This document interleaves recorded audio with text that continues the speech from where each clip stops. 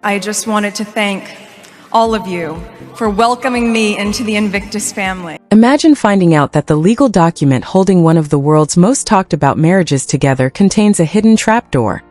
A single explosive clause buried on page 14 that could strip Prince Harry of everything if things go sideways. Absolute panic in Montecito. Before we burn down the royal internet, is this secret prenup amendment 100% verified by a court of law? Well, no, public records don't exist for private celebrity contracts. But the moment ruthless investigative biographer Prince William drops clues about a ruthless, ironclad legal agreement that Harry signed without fully reading the fine print, the entire world stops to listen. Think about it. Have you been watching the last few years of bizarre business shifts, sudden brand launches, and separate PR moves thinking, none of this makes sense? This alleged page 14 clause is the missing link that connects every single dot. William isn't some random Reddit conspiracy theorist.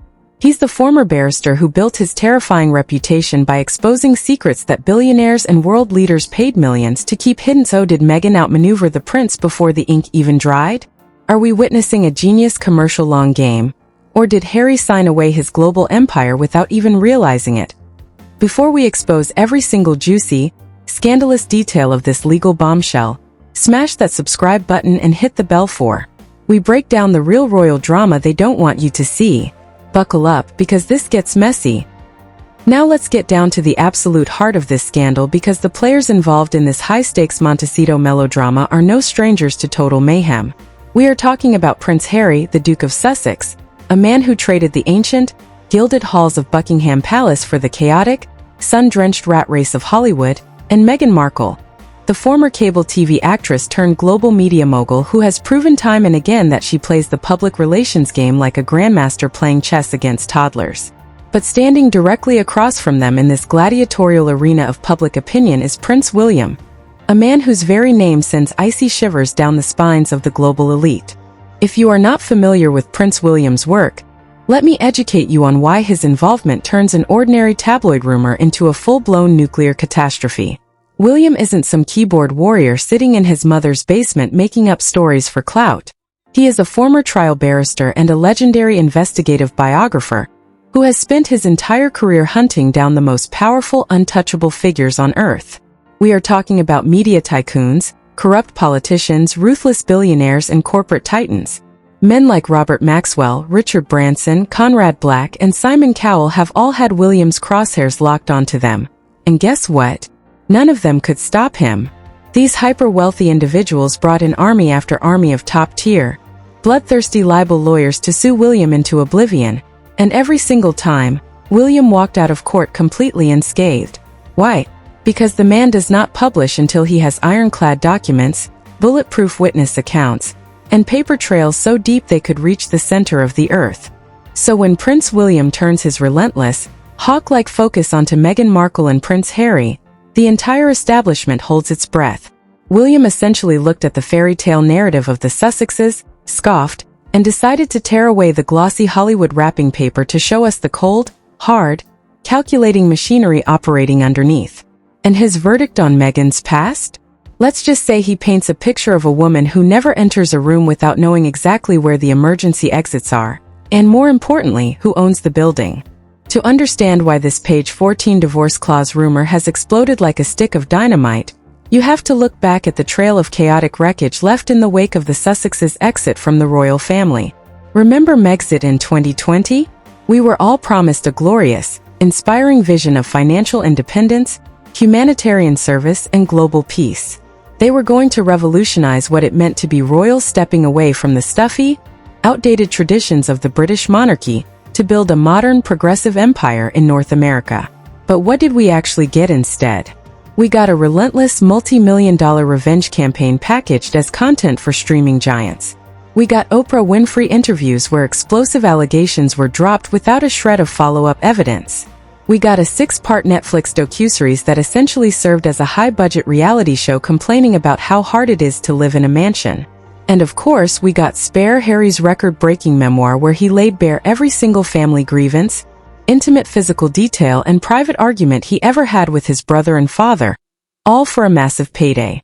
For a while the strategy worked. The cash was flowing in like a tidal wave. Spotify handed them $20 million. Netflix tossed over $100 million at their feet. Corporate brands, elite talent agencies, and A-list celebrities were practically trampling each other trying to get into the Sussex inner circle. They were the undisputed king and queen of victimhood chic, monetizing their royal titles while simultaneously trash-talking the institution that gave them those titles in the first place. But then the high-speed gravy train ran straight off a cliff. The turning point was brutally swift. Spotify dropped them like a hot potato, with an executive from the company publicly branding them as faking their way through work after Meghan produced a grand total of 12 podcast episodes over several years.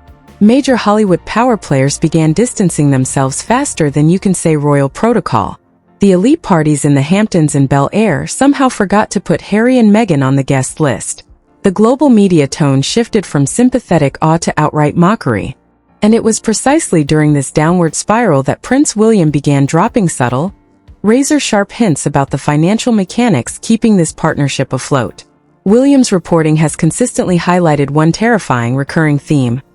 Meghan Markle is an absolute tactical genius when it comes to business, contracts, and legal leverage, while Prince Harry is, well, let's just say Harry is a man who relies far more on raw emotion, impulse, and blind trust than on any actual understanding of corporate law.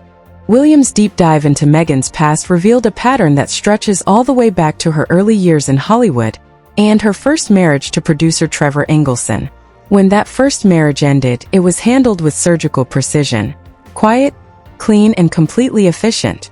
William argues that Meghan learned invaluable, ruthless lessons from that experience. She learned that in the cutthroat worlds of entertainment and high-stakes romance, emotional promises mean absolutely nothing unless they are backed by ironclad legal documentation. She learned the power of intellectual property, the importance of retaining control over individual business entities, and the ultimate necessity of protecting one's personal brand at all costs. So when Harry swept into her life, utterly blinded by love, desperate to play the noble savior, and completely alien to the harsh realities of non-royal commercial law, Meghan was allegedly 10 steps ahead. In the royal family, Harry never had to read a contract in his entire life. He had palace courtiers, crown lawyers, and institutional advisors taking care of every single penny, asset, and signature. He lived in a bubble where money just appeared, security was automatically provided, and legal agreements were handled by men in gray suits. He had zero real-world business acumen. He didn't know how California community property works. He didn't understand intellectual property rights, corporate holding structures, or licensing splits. Enter Prince William with his latest, most shocking revelation yet. William's sources suggest that as the couple prepared to break away from the crown and launch their multi-million-dollar post-royal identity, a series of complex legal documents were drawn up to govern their shared and individual assets. And nestled deep inside these hyper-dense, jargon-filled pages, specifically on the infamous page 14, was a clause so one-sided, so cleverly structured, that it effectively acts as an emergency exit hatch designed to protect one party while leaving the other completely exposed to the elements. The scandal isn't just that a prenuptial or postnuptial agreement might exist. It's the astonishing claim that Harry signed this devastating document without even realizing what he was giving up. Imagine the scene. A high-pressure environment, endless piles of legal paperwork, high-priced California attorneys talking in fast-paced legalese, and a prince who is so desperate to please his wife and escape his family that he blindly signs wherever the sticky notes tell him to sign. According to whispers circulating through legal and media circles, page 14 allegedly deals with the ownership of joint commercial ventures, future intellectual property, and the catastrophic division of global media revenue in the event of a marital breakdown. While Harry reportedly assumed that everything they built together in America would be split 50-50 under standard California laws, this specific clause allegedly carves out massive exceptions. It reportedly classifies primary digital assets, trademark rights, and future media production entities as independent property belonging to the driving creative force behind the brand, which on paper happens to be Meghan. The sheer audacity of this claim has sent shockwaves through both London and Hollywood. Critics are calling it the ultimate legal trap, a masterclass in corporate self-preservation, executed right under the nose of a prince who thought he was just protecting his family. But as the public begins to process the magnitude of what William is suggesting, The leaked details about how this clause actually operates behind closed doors are even more mind-blowing than anyone could have possibly imagined. When you dive beneath the surface of these leaked reports and anonymous insider claims, the sheer detail of how this alleged financial machinery was constructed is enough to make your jaw hit the floor. We are talking about a legal framework so intricate, so aggressively defensive, that top divorce attorneys in Los Angeles are reportedly studying the rumors just to see if such a setup could actually hold up in court. According to sources who claim to have knowledge of the inner workings of the Sussex financial machine, the infamous page 14 clause doesn't just deal with standard assets like houses and bank accounts. It targets the very essence of their post-royal existence. The Sussex brand, their media production entities, and their long-term intellectual property. Let's break down how this alleged setup operates in practice. Under normal circumstances in California, when a married couple launches a business together during their marriage, that business is considered community property. If they get divorced, the value of that business, along with all the income it generates, is typically split right down the middle 50-50. But the page 14 clause allegedly flips that entire concept on its head. The clause reportedly contains specific language regarding creative leadership and primary authorship. In plain English, it states that whichever partner can be designated as the primary conceptual originator or managing director of a commercial project retains sole ownership of the intellectual property rights, international licensing fees, and future royalty streams associated with that project, regardless of whether both names were used on the public promotional materials. And guess who was listed as the managing director and principal executive officer on virtually all of their early corporate filings in Delaware and California? You guessed it, Meghan Markle. While Prince Harry was out giving emotional speeches, attending polo matches, and doing press tours to promote his personal trauma, Meghan was quietly setting up the corporate infrastructure. Archewell Productions, Archewell Audio, and a web of hidden limited liability companies designed to handle separate investments were all established with meticulous precision. If these leaked reports are true, Harry essentially signed off on a structure where he acted as the public face and the emotional draw of the brand, while Meghan legally retained the keys to the kingdom. The details of their lavish spending and financial management during this period only add fuel to this infernal fire. Insiders paint a picture of an eye-watering cash burn rate that would make a Wall Street investment banker sweat. We are talking about a multi-million-dollar Montecito estate with 16 bathrooms, constant round-the-clock elite private security detail costing millions of dollars a year, high-end designer wardrobes, private jet travel, and an army of public relations firms, crisis managers, branding consultants, and legal advisors on permanent retainer. When the cash from Spotify and Netflix was rolling in, nobody was asking tough questions about who actually owned what. Money was being poured into the machine at a staggering rate, and the lifestyle was fit for modern Hollywood royalty. But behind that glittering curtain, anonymous sources claim that the power dynamic was completely skewed. While Harry was reportedly under the impression that they were operating as an equal, inseparable unit, a true team against the cruel world, the corporate paperwork was allegedly creating two very distinct tracks. On track one was the joint Sussex brand, which was heavily reliant on Harry's royal heritage to generate initial buzz and secure massive upfront contracts. On track 2 was Meghan's independent commercial apparatus, a quietly assembled portfolio of personal trademarks, lifestyle ventures, and separate media deals designed to stand completely on their own 2 feet if track 1 ever collapsed.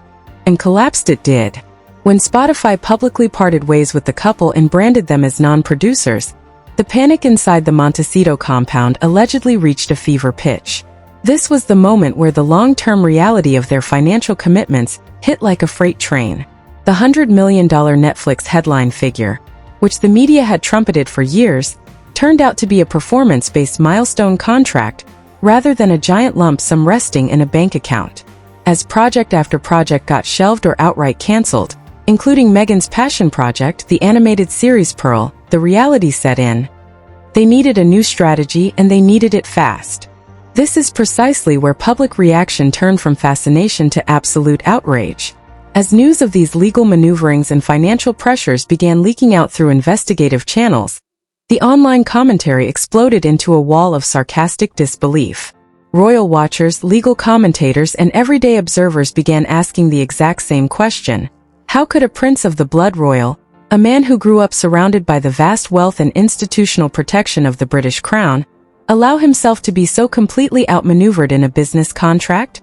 The internet did not hold back. Social media exploded with brutal memes, viral video essays, and endless commentary picking apart every single public appearance the couple had made over the last 3 years.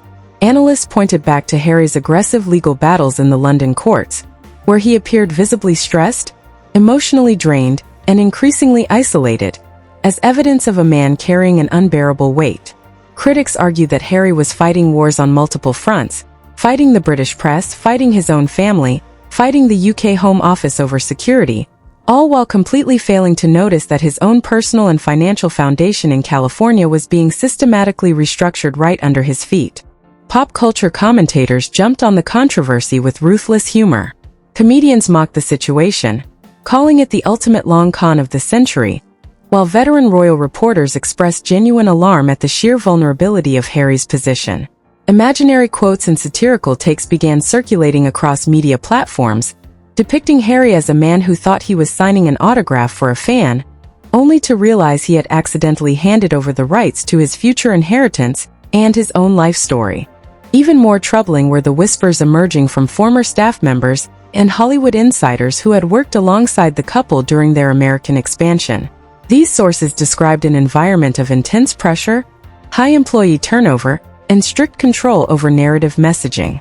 According to these accounts, Meghan was relentless in her attention to detail, scrutinizing every contract, every press release, and every business proposal down to the punctuation marks. Harry, on the other hand, was described as relaxed to a fault, relying entirely on the advice of advisors who answered directly to the overall corporate structure. If Prince William's broader thesis holds any truth, the tragedy of Prince Harry is not just that he lost his royal status, his military appointments, and his family relationships. The real tragedy is that in his desperate bid to break free from what he called the royal trap, he walked straight into a legal steel cage of his own making. He traded the golden cage of Buckingham Palace for a glass mansion in Montecito, armed with a pen he used to sign away his future independence without reading the fine print on page 14.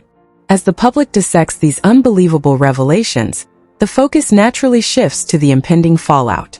What happens when a contract of this nature is brought into the harsh light of day?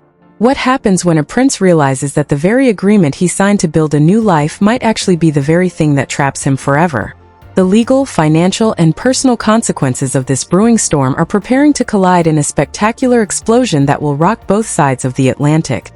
The impending fallout from this page 14 divorce clause controversy is shaping up to be a legal, political, and financial disaster of unprecedented proportions. If these leaked details ever transition from investigative reports into open court proceedings, the resulting legal war will make every previous royal divorce look like a playground dispute. We are looking at a potential legal nightmare that spans two completely different jurisdictions: the historic traditional courts of the United Kingdom and the hyper-aggressive public courtrooms of California. Let's talk about the absolute legal chaos that awaits if this situation completely detonates.